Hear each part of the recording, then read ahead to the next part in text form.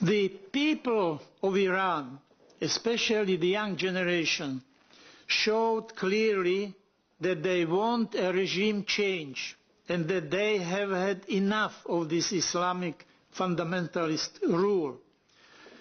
During the days of demonstration, many of them shouted, "Down with the dictator, down with Khamenei and Rouhani."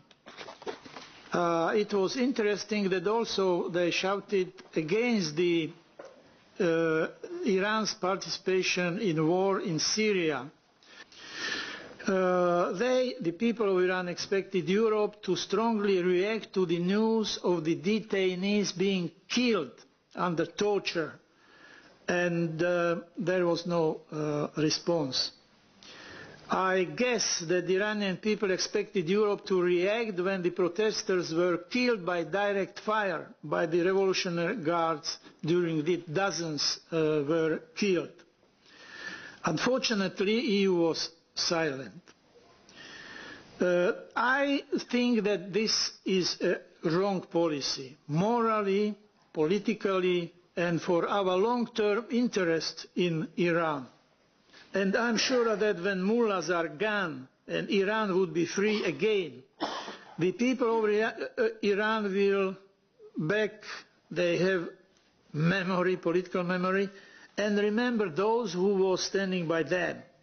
And that is why we as parliamentarians, as elected representatives of the European people, must really stand with those brave young protesters who demonstrated in 142 cities in Iran. I think it is our duty. Thank you very much.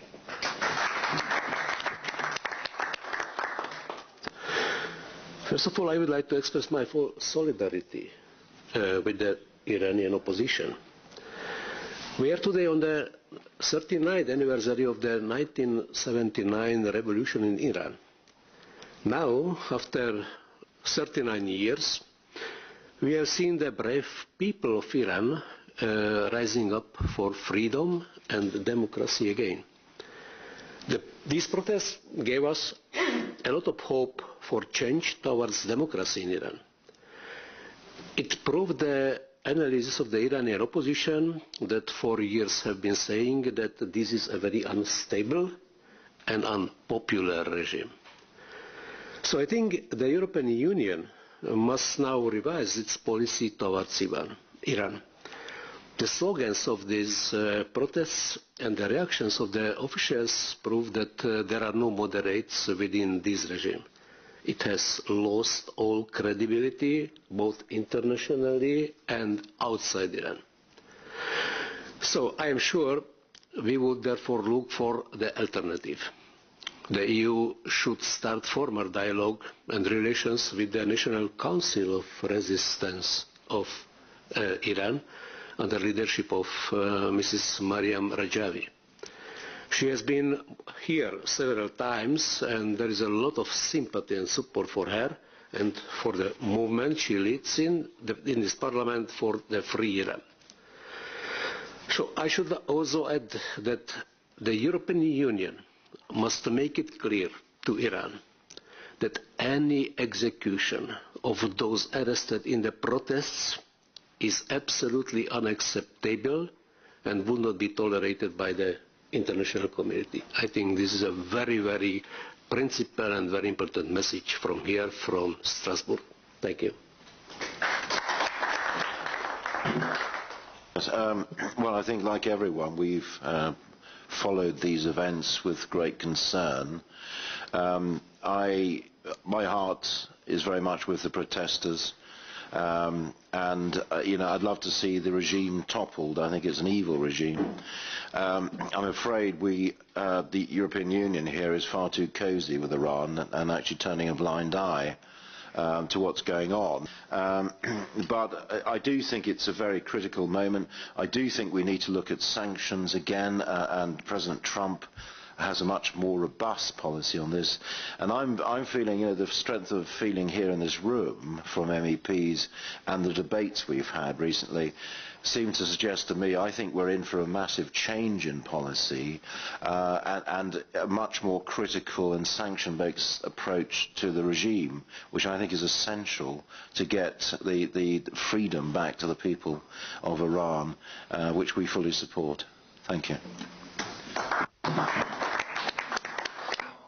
I'd like to thank you all for your contributions. It was very important that we had such a multinational message to Iranian people.